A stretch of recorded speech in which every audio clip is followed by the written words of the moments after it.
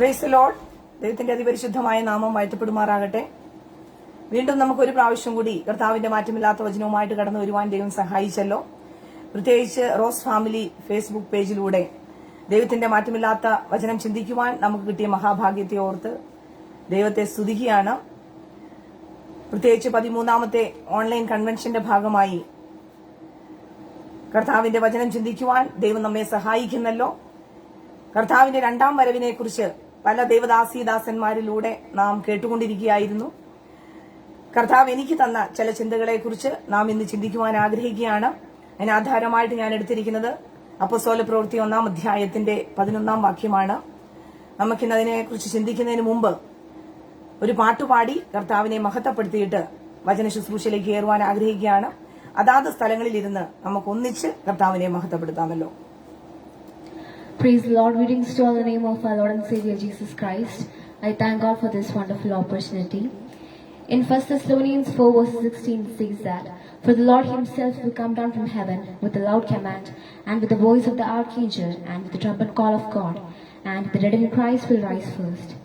പ്രിയപ്പെട്ടവരെ, ഇതില് ദൈവത്തിന്റെ വരവിനെ പറ്റി പറയുന്നത് പോലെ നമുക്ക് ദൈവത്തിന്റെ വരവിന് വേണ്ടി ഒരുങ്ങി നിൽക്കാം. നമുക്ക് ആ നല്ല ഈശ്വരന് വേണ്ടി നമുക്ക് കാത്തുനിൽക്കാം. ഒരു പാട്ട് പാടി ദൈവത്തെ സ്തുതിക്കാം.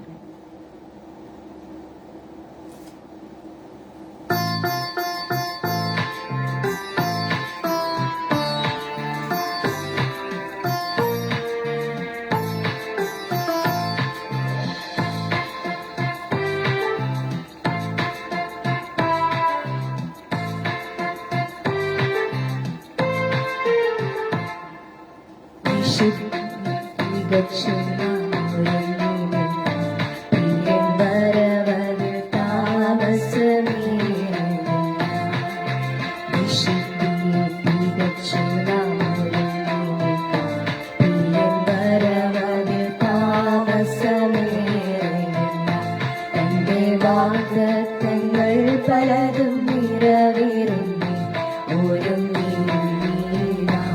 തന്റെ വാഗ്ദത്തങ്ങൾ പലതും നിറവേറുന്നേ ഒരുങ്ങിയിടാം.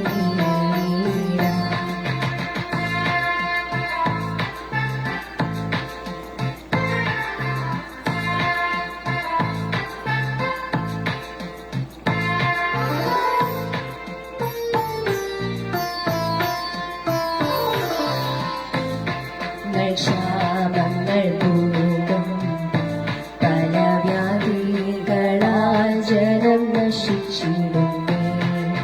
യുദ്ധങ്ങൾ ക്ഷാമങ്ങൾ കൂടും, പല വ്യാധികളാൽ ജനം നശിച്ചിടുന്നേ. രാജ്യങ്ങളോടതിർത്തു തുടങ്ങിയിരുന്നു ഒരുങ്ങിയിടാം. രാജ്യങ്ങളോടതിർത്തു തുടങ്ങിയല്ലോ ഒരുങ്ങിയിടാം. രങ്ങൾ തുടങ്ങി കൊടുക്കുന്നവരെ ജനം കണ്ടോ നീർനാൾ വരയിലല്ലോ. കൊട്ടാരങ്ങൾ തുടങ്ങി കൊടുക്കുന്നവരെ ജനം കണ്ടോ നീർനാൾ വരയിലല്ലോ. യുമില്ല മനുഷ്യർക്ക് ഒരുങ്ങിയിടാം. ഒരു സ്വസ്ഥതയുമില്ല മനുഷ്യർക്ക് ഒരുങ്ങിയിടാം.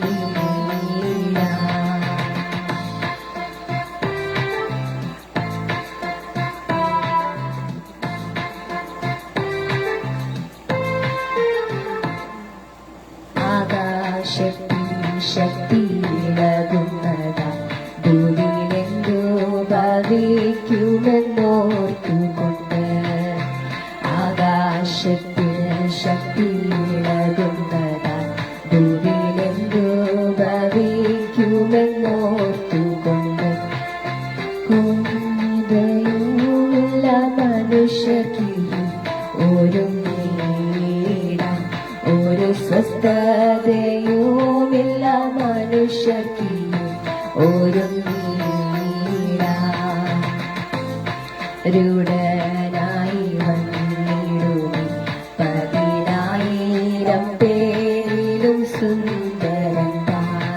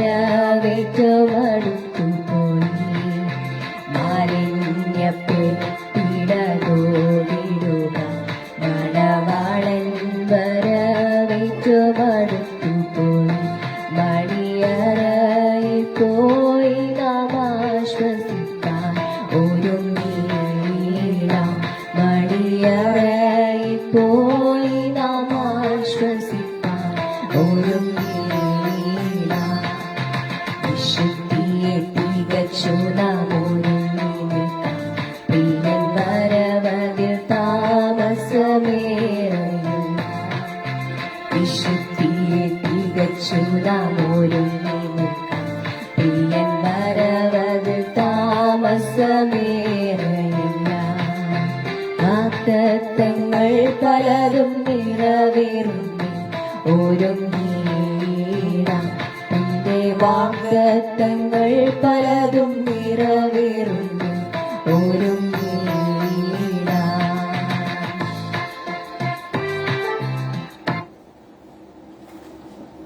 Thank you. May God bless you all. Praise the Lord.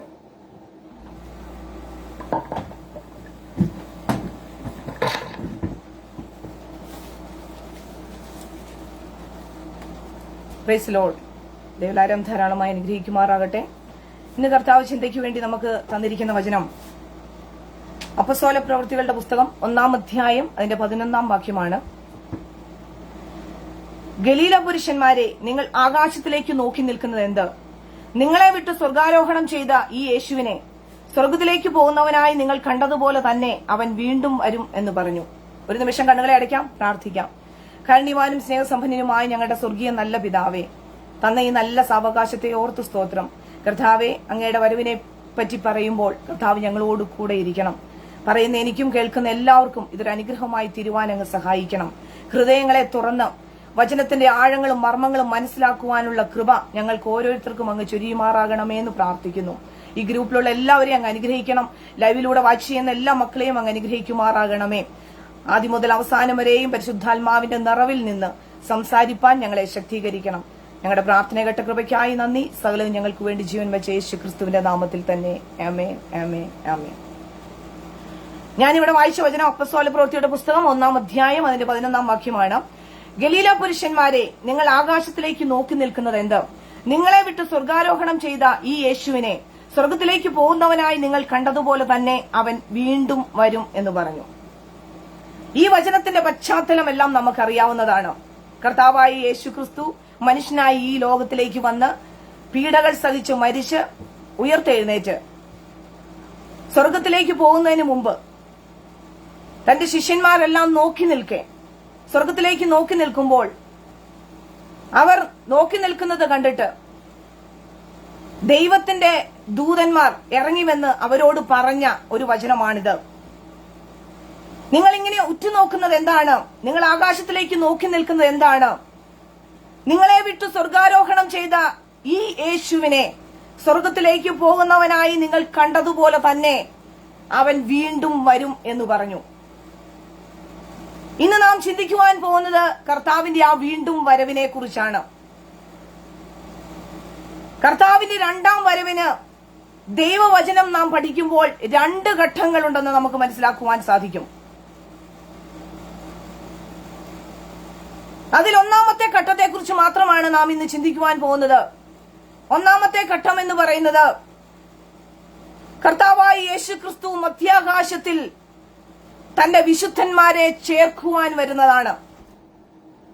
2-ാമത്തെ ഘട്ടം എന്ന് പറയുന്നത് കർത്താവായ യേശു ക്രിസ്തു തന്റെ വിശുദ്ധന്മാരോടൊപ്പം ഭൂമിയിൽ വാഴുവാൻ, രാജാവായി വാഴുവാൻ വരുന്നതാണ്. നാം ഇന്ന് ചിന്തിക്കുന്നത് 1-ാം ഘട്ടത്തെക്കുറിച്ച് മാത്രമാണ്. 1 തെസ്സലോനിക്യ ലേഖനം 4-ാം അധ്യായം അതിന്റെ 16-17 വാക്യത്തിൽ ഇപ്രകാരം പറയുന്നു: കർത്താവ് താൻ ഗംഭീരനാദത്തോടും പ്രധാന ദൂതന്റെ ശബ്ദത്തോടും ദൈവത്തിന്റെ കാഹളത്തോടും കൂടെ സ്വർഗത്തിൽ നിന്ന് ഇറങ്ങി വരികയും ക്രിസ്തുവിൽ മരിച്ചവർ മുമ്പേ ഉയർത്തെഴുന്നേൽക്കുകയും ചെയ്യും. പിന്നെ ജീവനോടെ ശേഷിക്കുന്ന നാം അവരോടൊരുമിച്ച് ആകാശത്തിൽ കർത്താവിനെ എതിരേൽപ്പാൻ മേഘങ്ങളിൽ എടുക്കപ്പെടും. ഇങ്ങനെ നാം എപ്പോഴും കർത്താവിനോട് കൂടെയിരിക്കും. മധ്യാകാശത്തിൽ വരുന്നത് തന്റെ വിശുദ്ധന്മാരെ ചേർക്കുവാനാണെന്ന് നമുക്കറിയാം. അതായത് ക്രിസ്തുവിൽ ജീവിക്കുകയും ക്രിസ്തുവിൽ മരിക്കുകയും ചെയ്യുന്ന വിശുദ്ധന്മാരെ, അതായത് ദൈവസഭയെ ചേർക്കുവാനാണ് കർത്താവ് മധ്യാകാശത്തിൽ വരുന്നത്. 2-ാം ഘട്ടത്തിൽ നാം ചിന്തിച്ചതുപോലെ വിശുദ്ധന്മാരോടുകൂടി ഭൂമിയിൽ വാഴുവാൻ വരുന്നതാണ്. ദൈവവചനത്തിലുള്ള പ്രവചനങ്ങൾ മിക്കവാറും തന്നെ സംഭവിച്ചതായിട്ട് നമുക്കറിയാൻ സാധിക്കും. അതുകൊണ്ട് തന്നെ കർത്താവ് വീണ്ടും വരുമെന്ന പ്രവചനവും തീർച്ചയായിട്ടും അത് സംഭവിക്കും. അതുകൊണ്ട് കർത്താവ് പറയുകയാണ്, നാം എല്ലാവരും ഉണർന്നിരിക്കുക. കർത്താവിന്റെ രണ്ടാമത്തെ വരവിനു വേണ്ടി നാം എല്ലാവരും, അതായത് തന്റെ സഭ ഉണർന്നിരിക്കുക. മാത്രമല്ല, എപ്പോൾ വരുമെന്ന് കർത്താവ് പറഞ്ഞിട്ടില്ലെങ്കിലും അതിന്റെ ലക്ഷണങ്ങൾ എന്താണ്, കർത്താവിന്റെ വരവിനോട് അടുത്ത് സംഭവിക്കാൻ പോകുന്ന ചില കാര്യങ്ങൾ കാണുമ്പോൾ നിങ്ങൾ മനസ്സിലാക്കണം, കർത്താവിന്റെ വരവ് ഏറ്റവും അടുത്തിരിക്കുകയാണ് എന്ന് കർത്താവ് വചനത്തിലൂടെ നമ്മെ ആഹ്വാനം ചെയ്തിട്ടുണ്ട്. മത്തായിയുടെ സുവിശേഷം 24 അധ്യായം 6 മുതലുള്ള വചനങ്ങൾ നാം വായിക്കുമ്പോൾ, നിങ്ങൾ യുദ്ധങ്ങളെയും യുദ്ധശ്രുതികളെയും കുറിച്ച് കേൾക്കും. ചഞ്ചലപ്പെടാതിരിപ്പാൻ സൂക്ഷിച്ചുകൊള്ളുവീൻ. അത് സംഭവിക്കേണ്ടത് തന്നെ, എന്നാൽ അത് അവസാനമല്ല. ജാതി ജാതിയോടും രാജ്യം രാജ്യത്തോടും എതിർക്കും. ക്ഷാമവും ഭൂകമ്പവും അവിടെ ഉണ്ടാകുമെന്ന് ദൈവവചനം നമ്മെ പഠിപ്പിക്കുകയാണ്. പ്രിയപ്പെട്ടവരെ, ഇപ്പോൾ സംഭവിച്ചുകൊണ്ടിരിക്കുന്നതും അത് തന്നെയാണ്. യുദ്ധങ്ങളും യുദ്ധശ്രുതികളും നാം കേട്ടുകൊണ്ടിരിക്കുകയാണ്. രാജ്യം രാജ്യത്തോട് എതിർത്തുകൊണ്ടിരിക്കുകയാണ്. ജനം ജനത്തോട് എതിർത്തുകൊണ്ടിരിക്കുകയാണ്.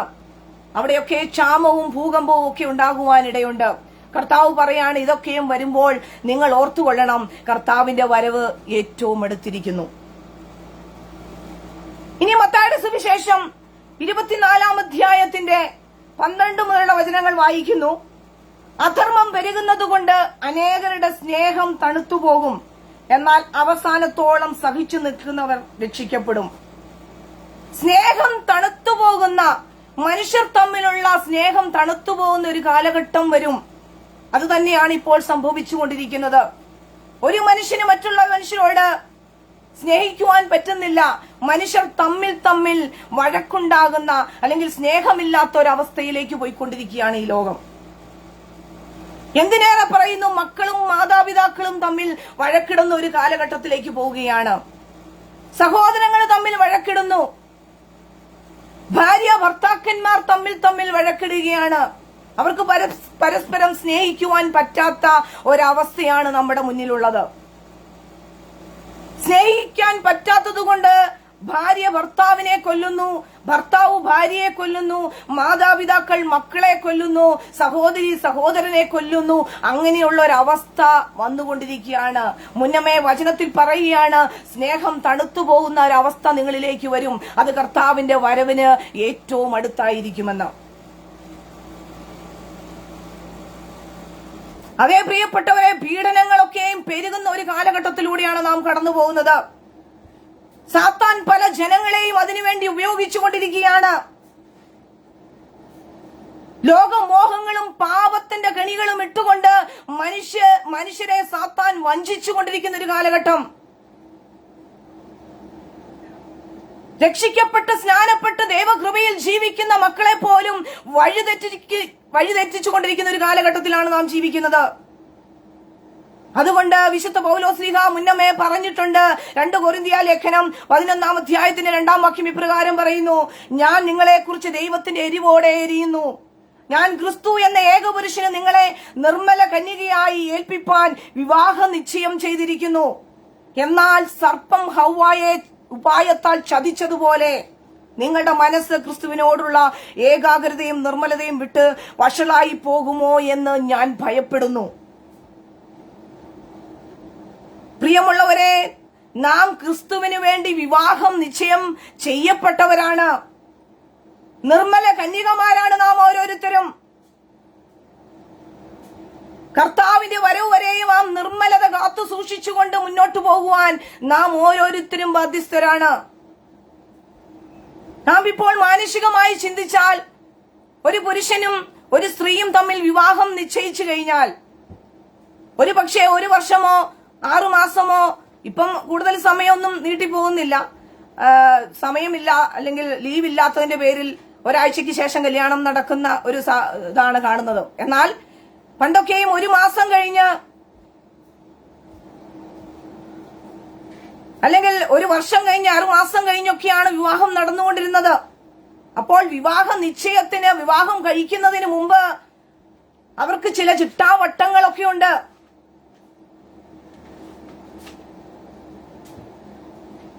അവരാദ്യം പെണ്ണ് കാണും, അല്ലെങ്കിൽ ചെറുക്കനെ കാണും, രണ്ടുപേരും തമ്മിൽ ഇഷ്ടപ്പെടണം, വിവാഹം നിശ്ചയിക്കണം, വീട്ടുകാർ തമ്മിൽ അത് പ്ലാൻ ഇടണം, വീട്ടുകാർ തമ്മിൽ ഇഷ്ടപ്പെടണം, അങ്ങനെയൊക്കെ ചെയ്ത് അത് ഉറപ്പിച്ചു വെക്കുക. അല്ലെങ്കിൽ ആദ്യം ഒന്ന് പെണ്ണിനെ കണ്ട് ഉറപ്പിക്കുക, ഉറപ്പിയതിനു ശേഷം എൻഗേജ്മെന്റ് നടത്തുക, അതിനുശേഷം ഏറ്റവും അവസാനമാണ് വിവാഹം നടക്കുന്നത്. അതുപോലെ ദൈവമക്കളായ നാം, അല്ലെങ്കിൽ ദൈവത്താൽ സൃഷ്ടിക്കപ്പെട്ട നാം ഓരോരുത്തരും രക്ഷാസ്നാനം എന്ന ആ കടമ്പയിലൂടെ, ആ ചിട്ടാവട്ടങ്ങളിലൂടെ നാം കടന്നു പോകണം. രക്ഷാസ്നാനം, പരിശുദ്ധാത്മാവിന്റെ അഭിഷേകം എന്നതിലൂടെ ആ പ്രോസസ്സിലൂടെ നാം കടന്നു പോകണം. രക്ഷ എന്ന് പറയുന്നത് നമ്മുടെ മാനുഷികമായി പറഞ്ഞാൽ ഒരു ഉറപ്പീരാണെങ്കിൽ, സ്നാനം എന്ന് പറയുന്ന ഒരു എൻഗേജ്മെന്റ് ആയി തീരണം. അപ്പോൾ അങ്ങനെ രക്ഷിക്കപ്പെട്ട് സ്നാനപ്പെട്ട് ഇരിക്കുന്ന ഒരു വ്യക്തിയെ, അല്ലെങ്കിൽ പരിശുദ്ധാത്മാവിന്റെ അഭിഷേകം പ്രാപിച്ച് വിശുദ്ധിയോടെ ജീവിക്കുന്ന ഒരു വ്യക്തിയെ കൂട്ടുവാനാണ് കർത്താവ് രണ്ടാമതും ഈ ലോകത്തിലേക്ക് വരുന്നത് എന്ന് വചനം നമ്മെ പഠിപ്പിക്കുകയാണ്. അങ്ങനെ നാം ഒരുങ്ങിയിരിക്കുവാൻ ഇടയായി തീരണം പ്രിയരെ. എഫേസ്യ ലേഖനത്തിൽ ഇപ്രകാരമാണ് പറയുന്നത്, 1-ാം അധ്യായം അതിന് 13-14 വാക്യങ്ങളിൽ, അവരിൽ നിങ്ങൾക്കും നിങ്ങളുടെ രക്ഷയെക്കുറിച്ചുള്ള സുവിശേഷം എന്ന സത്യവചനം നിങ്ങൾ കേൾക്കുകയും അവനിൽ വിശ്വസിക്കുകയും ചെയ്തിട്ട് തന്റെ സ്വന്തം ജനത്തിന്റെ വീണ്ടെടുപ്പിന് വേണ്ടി തന്റെ മഹത്വത്തിന്റെ പുകഴ്ചയ്ക്കായിട്ട് നമ്മുടെ അവകാശത്തിന്റെ അച്ചാരമായ വാഗ്ദത്തത്തിന് പരിശുദ്ധാത്മാവിനാൽ മുദ്രയിട്ടിരിക്കുന്നു. അതേ പ്രിയപ്പെട്ടവരെ, രക്ഷിക്കപ്പെട്ട് സ്നാനപ്പെട്ട് യേശുക്രിസ്തുവിനോട് ചേരുന്ന ഒരു വ്യക്തിയെ പരിശുദ്ധാത്മാവിനാൽ മുദ്രയിട്ടിരിക്കുകയാണ്.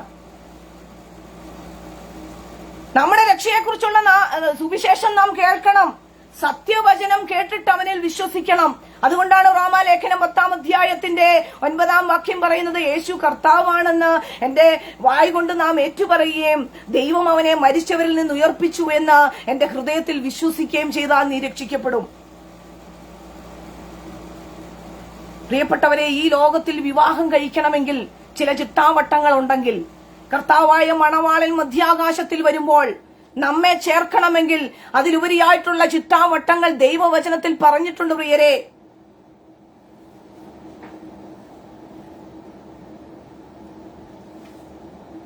തന്റെ മണവാട്ടിയെ കർത്താവ് ചേർക്കാൻ വരുമ്പോൾ ആ കർത്താവിനോടൊന്ന് ചേരുവാൻ രക്ഷിക്കപ്പെട്ട് സ്നാനപ്പെട്ട് പരിശുദ്ധാത്മാവിന്റെ അഭിഷേകം പ്രാപിച്ച് വിശുദ്ധിയിൽ ജീവിക്കുന്നവരായി തീരണം നാം ഓരോരുത്തരും.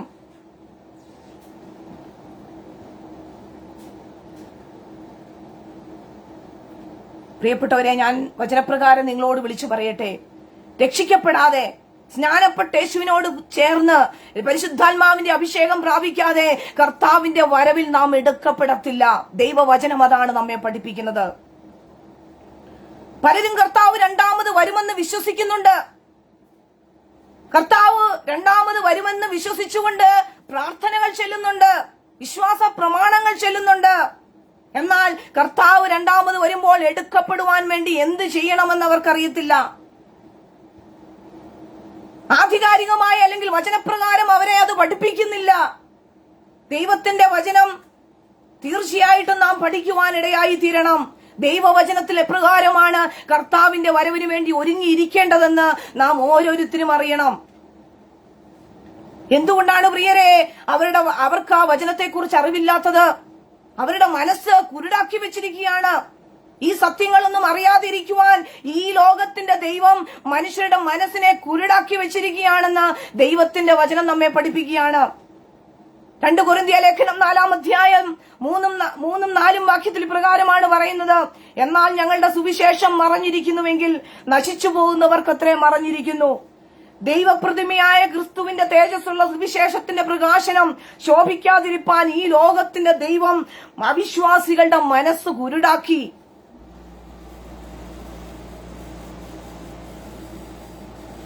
പ്രിയപ്പെട്ടവരെ, മനസ്സും ഹൃദയവും തുറന്ന് ദൈവവചനത്തിന്റെ ആഴങ്ങൾ എന്തെന്ന് മനസ്സിലാക്കി തരുവാൻ ദൈവത്തോട് നാം പ്രാർത്ഥിക്കണം. ദൈവസന്നിധിയിൽ കരയുവാൻ ഇടയായി തീരണം. പലരോടും ദൈവം ഇടപെടുന്നത് വ്യത്യസ്ത രീതിയിലാണ്.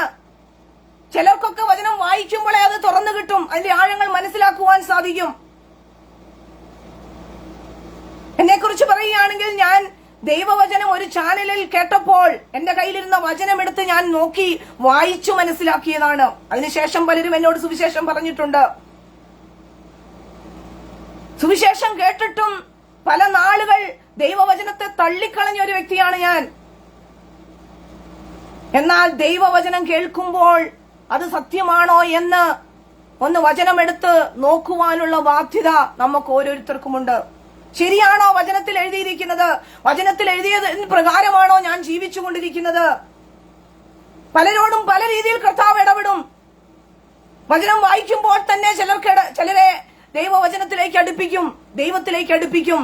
എന്നാൽ ചിലർ പല പ്രാവശ്യം സുവിശേഷം കേട്ടാലും ഒന്നും സംഭവിക്കുകയില്ല. അവരുടെ മനസ്സിനെ കുരുടാക്കി തന്നെ വെച്ചിരിക്കും. എന്നാൽ പല നാളുകൾക്ക് ശേഷമായിരിക്കും ഒരുപക്ഷെ അവരോട് ഇടപെടുന്നത്. പലർക്കും ദർശനങ്ങളെ കൊടുത്ത് കർത്താവ് ഇടപെടാറുണ്ട്. ഞങ്ങളുടെ വീട്ടിലെ ഒരു അനുഭവം തന്നെ ഞാൻ നിങ്ങളോട് പറയട്ടെ. ഞങ്ങൾ വിശ്വാസത്തിലേക്ക് വന്നതിന് ശേഷം ഞാനും എന്റെ ഹസ്ബൻഡും ദൈവവചനപ്രകാരം വിശ്വാസ സ്നാനമേറ്റ് ദൈവത്തെ സത്യത്തിലും ആത്മാവിലും ആരാധിച്ചുകൊണ്ട് മുന്നോട്ട് പോകുമ്പോൾ എന്റെ മക്കൾ, അതായത് മൂത്ത മകൾ സോനാമോൾ, അവൾക്ക് ഇതൊന്നും താല്പര്യപ്പെട്ടില്ല. അവള് പറയുന്നത് ഇതൊന്നും ശരിയല്ല, നിങ്ങൾ എന്തിനാണ് ഇങ്ങനെയൊക്കെയും ചെയ്യുന്നത്, എനിക്ക് ആ പാരമ്പര്യത്തിന്റെ പ്രവൃത്തി മതി എന്ന ഒരു ശാഠ്യത്തോടുകൂടി അവൾ നിൽക്കുകയായിരുന്നു. ഞങ്ങൾ പല പ്രാവശ്യം അവളോട് വചനത്തിൽ കൂടെ സംസാരിക്കുവാൻ ഇടയായി തീർന്നു. മോളെ, ഇതൊക്കെയാണ് സത്യം. പക്ഷെ അവൾ അതൊന്നും വകവെച്ചില്ല. അവൾ എന്നോട് പറഞ്ഞു, അതൊന്നുമല്ല ശരി, നമ്മുടെ പാരമ്പര്യത്തിന്റെ പ്രവൃത്തികളാണ് ശരി. എനിക്കൊന്നും ചെയ്യാൻ പറ്റാത്ത ഒരു സാഹചര്യം വന്നപ്പോൾ ഞാൻ ദൈവസന്നിധിയിൽ കരയുവാൻ തുടങ്ങി. കർത്താവേ, ഞങ്ങളുടെ തലമുറകളോട് കർത്താവ് തന്നെ ഇടപെടണം. ഞാൻ പറഞ്ഞിട്ട്, അല്ലെങ്കിൽ ഞങ്ങൾ പറഞ്ഞിട്ട് അവളൊന്നും കേൾക്കുന്നില്ല. ഞങ്ങൾ വചനം വായിക്കുമ്പോൾ, ഒന്നിച്ച് പ്രാർത്ഥിക്കുമ്പോൾ അവൾ വന്ന് വെറുതെ ഇങ്ങനെ കുത്തിയിരിക്കുന്നു എന്നല്ലാതെ വചനത്തിലേക്കൊന്ന് നോക്കുവാനോ ദൈവവചനം കേൾക്കുവാനോ ഒന്നും അവൾ ആദ്യം തയ്യാറായില്ല. അപ്പോൾ എനിക്ക് ഓട്ടോമാറ്റിക്കലി എനിക്ക് ഒരുപാട് ഭാരം എന്റെ ഉള്ളിൽ തോന്നിയെങ്കിലും ദൈവത്തോട് ഞാൻ പ്രാർത്ഥിച്ചുകൊണ്ടിരുന്നു, ദൈവമേ അവളോട് ഇടപെടണം. ദൈവമക്കളെ, നിങ്ങൾക്കറിയാമോ, അധികം താമസിക്കുന്നതിന് മുമ്പ് തന്നെ രാത്രിയുടെ യാമത്തിൽ ഞങ്ങൾ ഉറങ്ങിക്കൊണ്ടിരുന്നപ്പോൾ 3 മണിക്ക് അവൾ ഞെട്ടി ഉണർന്ന് ഓടി ഞങ്ങളുടെ ബെഡ്റൂമിലേക്ക് കടന്നു വരുവാനിടയായിത്തീരുന്നു. ഞാൻ ചോദിച്ചു, എന്താണ് കാര്യം? അപ്പോൾ പറഞ്ഞു, ഞാനൊരു സ്വപ്നം കണ്ടു. എന്താണ് കണ്ടതെന്ന് വെച്ചാല്, എന്റെ കർത്താവ് അവളോട് വ്യക്തമായി സ്വർഗത്തെക്കുറിച്ചും നരകത്തെക്കുറിച്ചും കാണിച്ചു കൊടുക്കുവാനിടയായി തീർന്നു.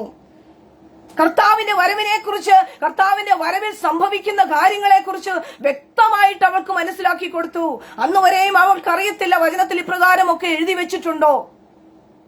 എന്നിട്ട് അവളോട് കർത്താവ് പറഞ്ഞു, നീ വചനം വായിക്കണം. നിന്റെ മമ്മിയും പപ്പയും പറയുന്ന കാര്യങ്ങളൊക്കെ അനുസരിച്ച് ദൈവവചനം വായിച്ച് കർത്താവിനോട് ചേർന്ന് ജീവിക്കുന്നില്ലെങ്കിൽ ആ നരകത്തിന്റെ അവസ്ഥയെക്കുറിച്ചും അവളെ കാണിച്ചു കൊടുക്കുവാനിടയായി തീർന്നു. അഥവാ ദൈവവചന പ്രകാരം നീ ജീവിക്കുന്നുവെങ്കിൽ സ്വർഗത്തിൽ എപ്രകാരമാണ് നിനക്ക് പോകുവാൻ സാധിക്കുന്നതെന്നും അവളെ ആ സ്വപ്നത്തിലൂടെ, ദർശനത്തിലൂടെ അവൾക്ക് കർത്താവ് കാണിച്ചു കൊടുക്കുവാനിടയായി തീർന്നു. പ്രിയരെ, അവൾ ഓടി വന്ന് ഞങ്ങളോട് കരഞ്ഞുകൊണ്ട് ഇപ്രകാരം പറഞ്ഞപ്പോൾ എനിക്ക് വിഷമമല്ല തോന്നിയത്, വളരെ സന്തോഷവും എന്റെ കർത്താവിനോട് ഞാൻ നന്ദിയും പറയുവാനിടയായി തീർന്നു. കർത്താവെ, ഞാൻ പറഞ്ഞിട്ട് കേൾക്കാത്തത് എന്റെ കർത്താവ് തന്നെ ദർശനത്തിൽ അവൾക്ക് വെളിപ്പെടുത്തി കൊടുത്തല്ലോ. ഞാൻ അവളോട് ഇപ്രകാരം മാത്രമേ പറഞ്ഞുള്ളൂ, നീ പോയി പ്രാർത്ഥിക്കുക, ദൈവം കാണിച്ചു തന്ന ദർശനങ്ങളെ പ്രതി പ്രാർത്ഥിച്ച് നീ തന്നെ ഒരു തീരുമാനമെടുക്കുക. അന്ന് മുതൽ അവൾ ബൈബിൾ വായിക്കുവാൻ തുടങ്ങി.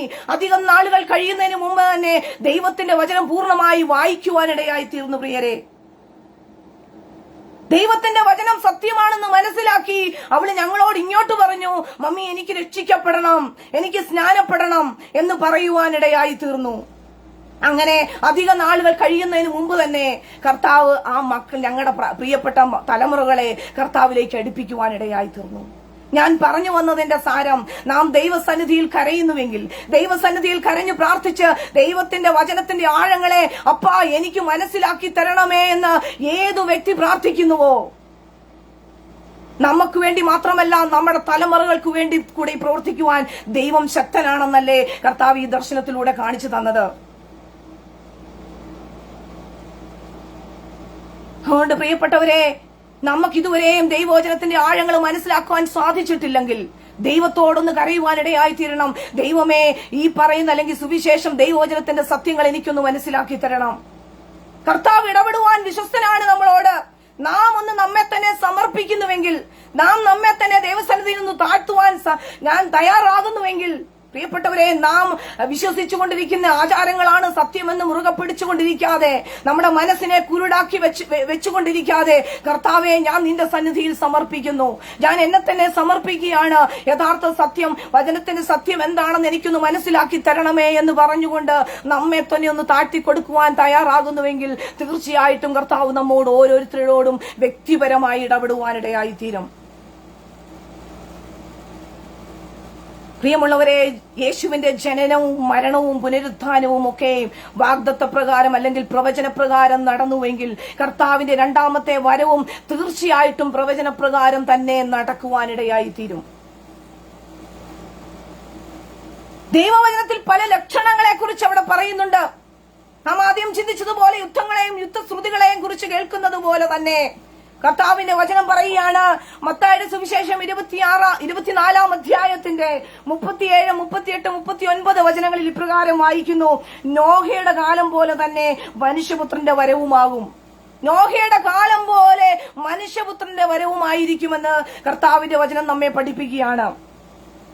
ജലപ്രളയത്തിന് മുമ്പുള്ള കാലത്ത് നോഹ പെട്ടകത്തിൽ കയറിയ നാൾ വരെ അവർ തിന്നും കുടിച്ചും വിവാഹം കഴിച്ചും വിവാഹത്തിന് കൊടുത്തും പോന്നു. ജലപ്രളയം വന്ന് എല്ലാവരെയും നീക്കി കളയുവോളം അവർ അറിഞ്ഞതുമില്ല. മനുഷ്യപുത്രന്റെ വരവും അങ്ങനെ തന്നെയാകും. പ്രിയപ്പെട്ടവരെ, ഇപ്പോൾ അങ്ങനെ തന്നെയല്ലേ സംഭവിച്ചുകൊണ്ടിരിക്കുന്നത്? പല പ്രതികൂലത്തിന്റെ നടുവിലൂടെ രാജ്യം കടന്നു പോകുമ്പോൾ, ഈ ലോകം കടന്നു പോകുമ്പോൾ, മനുഷ്യർ ഇതൊന്നും അറിയാതെ, കർത്താവിനെ അറിയാതെ, വചനമറിയാതെ തിന്നും കുടിച്ചും ആനന്ദിച്ചും കൊണ്ട് കടന്നുപോയിക്കൊണ്ടിരിക്കുകയാണ്. വിവാഹത്തിന് കൊടുക്കുന്നു, വിവാഹം കഴിപ്പിക്കുന്നു, എല്ലാം അതിന്റേതായ രീതിയിൽ നടത്തിക്കൊണ്ടിരിക്കുക. എന്നാൽ ഇതൊക്കെ കർത്താവിന്റെ വരവിന്റെ ലക്ഷണമാണെന്ന് ആരും അറിയുന്നില്ല, അല്ലെങ്കിൽ അറിയുവാൻ ആർക്കും താല്പര്യവുമില്ല. എന്താണ് നോഹയുടെ കാലത്തിന്റെ പ്രത്യേകത എന്ന് നാം അറിയണം. ഈ തരുണത്തിൽ നോഹയുടെ കാലത്തിന്റെ പ്രത്യേകത നാം ഉൽപ്പത്തി പുസ്തകം 6 അധ്യായം വായിക്കുമ്പോൾ അതിൽ വ്യക്തമായിട്ട് എഴുതി വെച്ചിട്ടുണ്ട്. അതിന്റെ 1 വാക്യം തന്നെ പറയുകയാണ്, മനുഷ്യർ ഭൂമിയിൽ പെരുകി വന്ന ഒരു കാലഘട്ടമായിരുന്നു അത്. ഇപ്പോൾ നോക്കുമ്പോൾ മനുഷ്യർ പെരുകിക്കൊണ്ടിരിക്കുന്ന ഒരു കാലഘട്ടമായിപ്പോൾ. പിന്നെ രണ്ടാമത് പറയുകയാണ്, ദുഷ്ടത വർദ്ധിച്ച കാലഘട്ടം. മനുഷ്യന്റെ ദുഷ്ടത കണ്ട് ദൈവം അനുതപിച്ച ഒരു കാലഘട്ടമായിട്ടാണ് നോഹയുടെ കാലഘട്ടത്തെ പറയുന്നത്.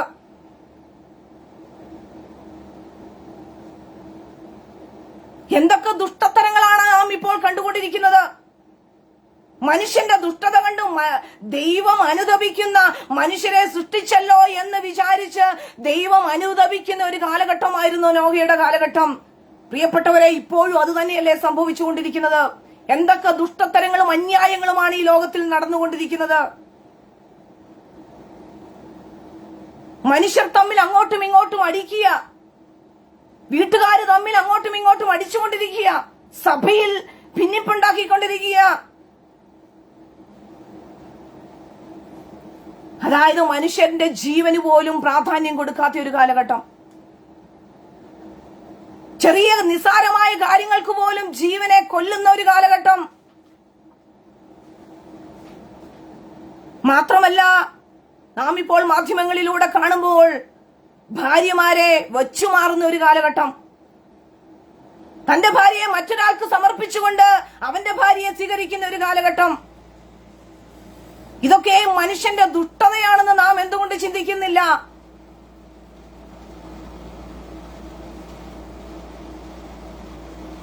അതേ പ്രിയരെ, ഇതെല്ലാം കണ്ട് ദൈവം അനുതപിക്കുന്ന ഒരു കാലഘട്ടമാണ് ഇപ്പോഴും വന്നുകൊണ്ടിരിക്കുന്നത്. എന്നാൽ ഈ ദുഷ്ടത നടന്നുകൊണ്ടിരിക്കുന്ന കാലഘട്ടത്തിലും കർത്താവിന്റെ കൃപ നോഹയെ പോലെ നമുക്ക് ഓരോരുത്തർക്കും ലഭിച്ചിരിക്കുകയാണ്. ആ കൃപയോർത്ത്, ആ കൃപ നഷ്ടപ്പെടുത്തി കളയാതെ അവസാനം വരെയും കാത്തു സൂക്ഷിക്കേണ്ടത് നമ്മുടെ ഓരോരുത്തരുടെയും ഉത്തരവാദിത്തമാണ്. കർത്താവിന്റെ കൃപ നോഹയ്ക്ക് ലഭിച്ചതുപോലെ നാം ഓരോരുത്തർക്കും ആ കൃപ ലഭിച്ചിരിക്കുകയാണ്. ആ കൃപയെ അവസാനം വരെ കാത്തു പരിപാലിക്കണം. ഈ ലോകത്തിന്റെ ദുഷ്ടതയിലേക്കോ ഈ ലോകത്തിന്റെ മാലിന്യത്തിലേക്കോ നാം പോകുവാൻ ഇടയായി തീരരുത്.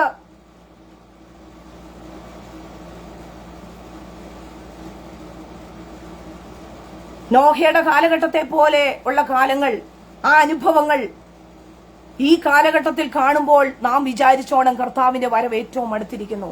അപ്പോൾ നമ്മെ തന്നെ ഒന്ന് വിശുദ്ധീകരിക്കുവാനിടയായി തീരണം. നമ്മെ തന്നെ ഒന്ന് വിശുദ്ധീകരിച്ചുകൊണ്ട് മുന്നേറുവാനിടയായി തീരണം.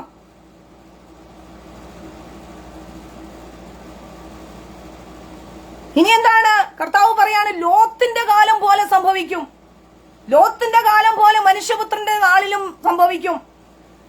ലൂക്കോസിന്റെ സുവിശേഷം 17-ാം അധ്യായത്തിന്റെ 28-ാം വാക്യം പറയുന്നു, ലോത്തിന്റെ കാലത്ത് സംഭവിച്ചതുപോലെയും തന്നെ അവർ തിന്നും കുടിച്ചും കൊണ്ട് വിറ്റും നട്ടും പണിതും പോന്നു. എന്നാൽ ലോത്ത് സോദോം വിട്ട നാളിൽ ആകാശത്തു നിന്ന് തീയും ഗന്ധവും പെയ്ത് അവരെ മുടിച്ചു കളഞ്ഞു.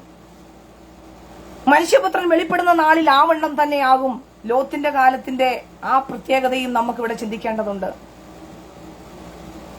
ലോത്തിന്റെ കാലത്തിന്റെ പ്രത്യേകത എന്തായിരുന്നു? സ്വവർഗരതിയുടെ കാലഘട്ടമാണത്. ആണുങ്ങളോട് സെക്സ് ചെയ്യുന്ന കാലഘട്ടം, പെണ്ണ് പെണ്ണിനോട് സെക്സ് ചെയ്യുന്ന കാലഘട്ടം. ഈ നാളുകളിലും അത് സംഭവിച്ചുകൊണ്ടിരിക്കുകയല്ലേ? പല രാജ്യങ്ങളും അതിന് സപ്പോർട്ട് ചെയ്തുകൊണ്ടാണ് ഇപ്പോൾ പല അധികാരികളും നിൽക്കുന്നത്. അതുകൊണ്ട് മനുഷ്യർക്ക് അവർക്കിഷ്ടം പോലെ ബോധിച്ചവണ്ണം ജീവിക്കുവാനുള്ള ഒരു ലൈസൻസ് കൂടെ കിട്ടിയിരിക്കുകയാണ്. അപ്പോൾ നാം വിചാരിക്കണം, ലോത്തിന്റെ കാലഘട്ടം ഇപ്പോൾ നമ്മുടെ സമൂഹത്തിൽ കാണുന്നുവെങ്കിൽ, ഈ ലോകത്തിൽ കാണുന്നുവെങ്കിൽ കർത്താവിന്റെ വരവ് ഏറ്റവും അടുത്തിരിക്കുന്നു എന്ന് നാം വിചാരിക്കണം.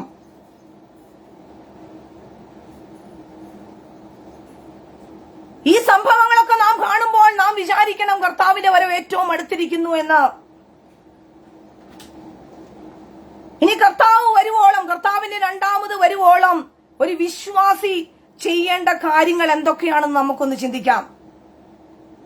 കർത്താവിന്റെ വരവിന്റെ ലക്ഷണങ്ങളൊക്കെ നാം കണ്ടു കാണുന്നുവെങ്കിൽ എങ്ങനെയാണ് ഒരു വിശ്വാസി കാത്തിരിക്കേണ്ടത്? കർത്താവിന്റെ വരവിന് വേണ്ടി എപ്രകാരമാണ് കാത്തിരിക്കേണ്ടത്?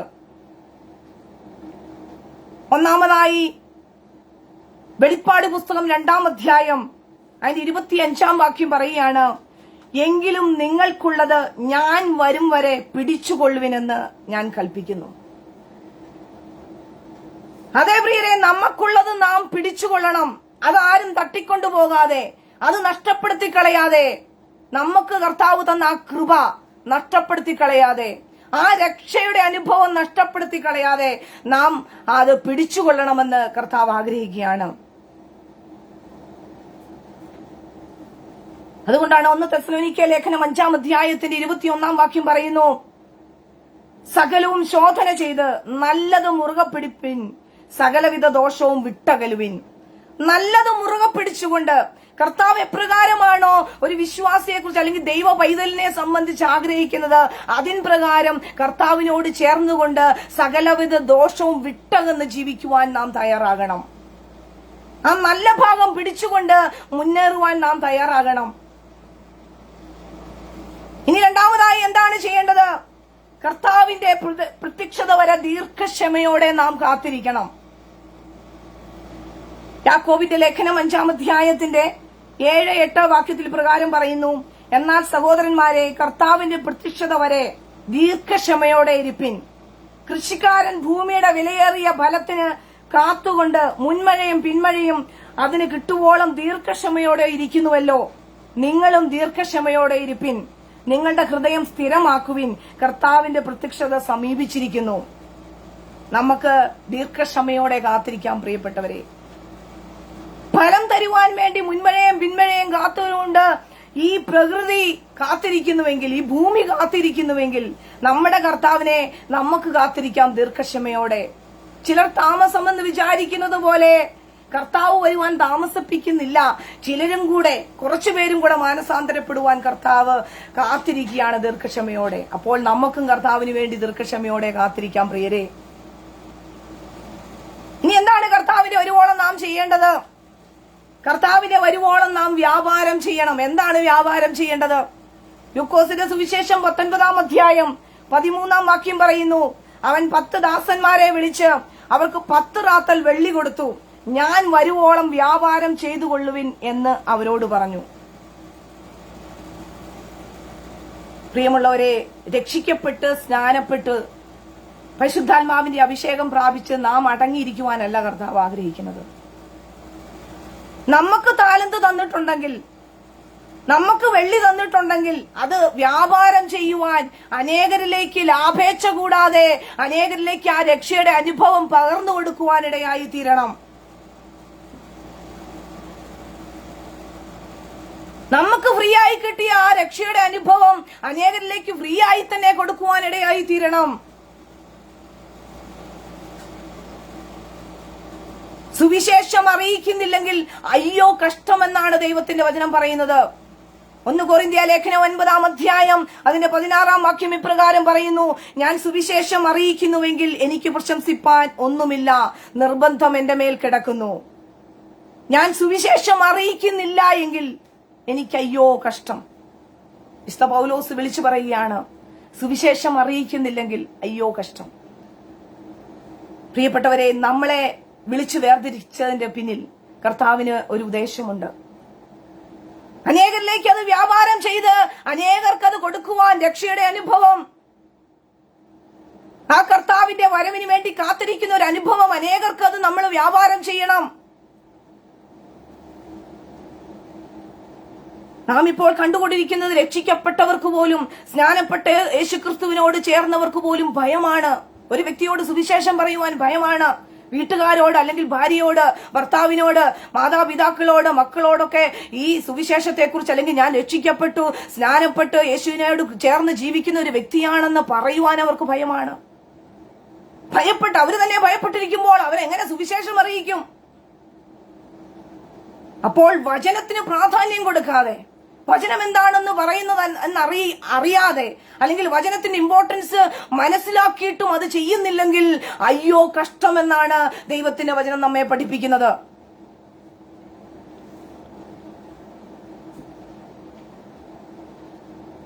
ഇനി എന്താണ് കർത്താവിന്റെ വരുവോളം നാം ചെയ്യേണ്ടത്? നാം ഒന്നും ആരെയും വിധിക്കരുത്, നാം ഒന്നിനെ കുറിച്ചും പ്രശംസിക്കരുത്. കർത്താവിലല്ലാതെ നമുക്ക് പ്രശംസിപ്പാൻ ഒന്നുമില്ല പ്രിയരെ. 1 കൊരിന്ത്യ ലേഖനം 4-ാം അധ്യായം അതിന്റെ 5-ാം വാക്യം പറയുന്നു: ആകയാൽ കർത്താവ് വരുവോളം സമയത്തിന് മുമ്പേ ഒന്നും വിധിക്കരുത്. ഒന്നും വിധിക്കുവാൻ നാം ആളല്ല. അവൻ ഇരുട്ടിൽ മറിഞ്ഞിരിക്കുന്നത് വെളിച്ചത്താക്കി ഹൃദയങ്ങളുടെ ആലോചനകളെ വെളിപ്പെടുത്തുന്നു. അന്ന് ഓരോരുത്തരും ദൈവത്തിങ്കിൽ നിന്ന് പുകഴ്ചയുണ്ടാകും. കർത്താവ് വരുമ്പോൾ കർത്താവിന് വേണ്ടി കാത്തിരിക്കുന്നവർക്കുള്ള പുകഴ്ചയും ബഹുമാനവും എല്ലാം കർത്താവ് തരും. കർത്താവ് നമുക്ക് പ്രതിഫലം തരും. 1 കൊരിന്ത്യ ലേഖനം 1-ാം അധ്യായത്തിന്റെ 31-ാം വാക്യം പറയുന്നു: പ്രശംസിക്കുന്നവൻ കർത്താവിൽ പ്രശംസിക്കട്ടെ. നമുക്ക് വേറെ ഒന്നും പ്രശംസിപ്പാനില്ല ഈ ലോകത്ത്. കർത്താവിൽ മാത്രമാണ് നമുക്ക് പ്രശംസിപ്പാനുള്ളത്. ഇനി കർത്താവിന് വേണ്ടി, കർത്താവിന്റെ 2-ാം വരവിന് വേണ്ടി കാത്തിരിക്കുന്നവരുടെ മനോഭാവം എന്തായിരിക്കണം? ജീവിക്കുന്നത് ക്രിസ്തുവും മരിക്കുന്നത് ലാഭവും എന്ന ആ ഒരു മനോഭാവമായിരിക്കണം.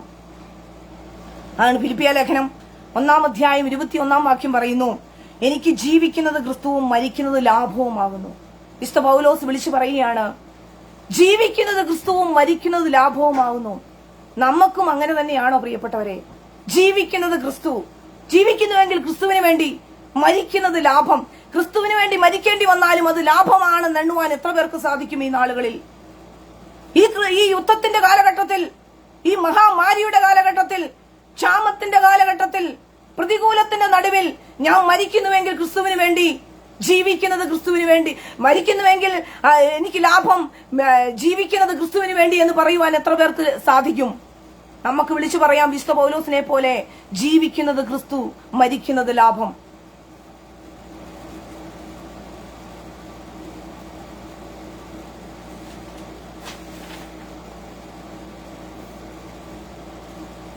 വിശ്വാസികൾ, അല്ലെങ്കിൽ കർത്താവിനെ രക്ഷകനും നാഥനുമായി സ്വീകരിച്ച് കർത്താവിന് വേണ്ടി കാത്തിരിക്കുന്നവർ എങ്ങനെ ആയിരിക്കണമെന്നാണ് നാം ഇപ്പോൾ ചിന്തിച്ചത്.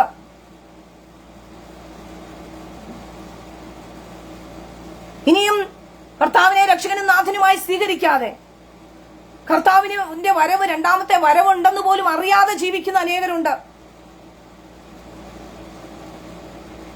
അവരോട് കർത്താവ് വിളിച്ചു പറയുകയാണ്, ഇനിയെങ്കിലും ഉറക്കത്തിൽ നിന്ന് ഉണരുവിൻ. റോമാലേഖനം 13-ാം അധ്യായത്തിന്റെ 11 മുതൽ നാം വായിക്കുമ്പോൾ, ഉറക്കത്തിൽ നിന്ന് ഉണരുവാൻ നാഴിക വന്നിരിക്കുന്നു എന്നിങ്ങനെ നിങ്ങൾ സമയത്തെ അറിയുകയാൽ തന്നെ വിശ്വസിച്ച സമയത്തേക്കാൾ രക്ഷ ഇപ്പോൾ നമുക്ക് അടുത്തിരിക്കുന്നു. രാത്രി കഴിയാറായി, പകൽ അടുത്തിരിക്കുന്നു.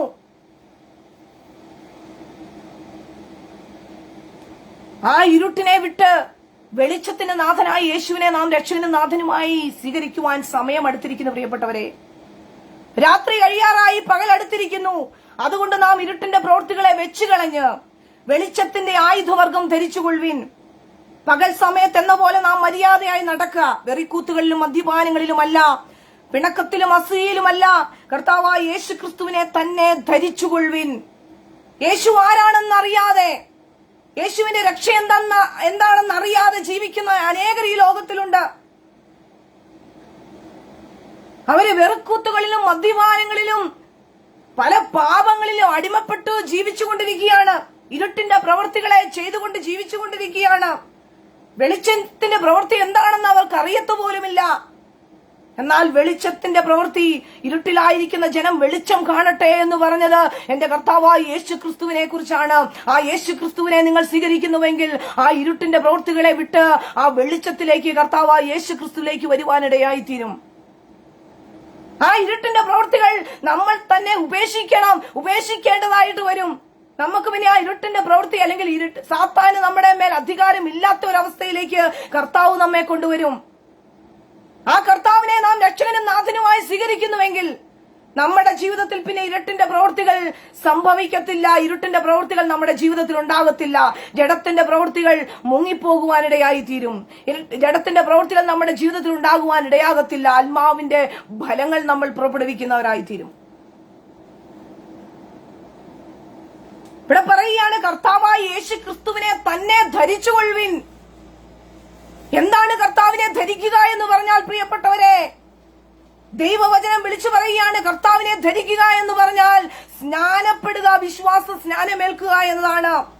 ഗലാത്യ ലേഖനം 3-ാം അധ്യായം അതിന്റെ 27-ാം വാക്യം പറയുന്നു, ക്രിസ്തുവിനോട് ചേരുവാൻ സ്നാനമേറ്റവരായി നിങ്ങൾ എല്ലാവരും ക്രിസ്തുവിനെ ധരിച്ചിരിക്കുന്നു. ഈ പ്രതികൂല കാലഘട്ടത്തിൽ, ഈ പ്രശ്നങ്ങളുടെ നടുവിൽ, യുദ്ധങ്ങളും ക്ഷാമങ്ങളും ഉണ്ടാകുന്ന ഈ വേളയിൽ, മഹാമാരിയുടെ ഈ പ്രശ്നത്തിന്റെ നടുവിൽ യേശു ക്രിസ്തുവിനെ ധരിച്ചു ജീവിക്കുവാൻ കർത്താവ് നമ്മോട് ആഹ്വാനം ചെയ്യുകയാണ്.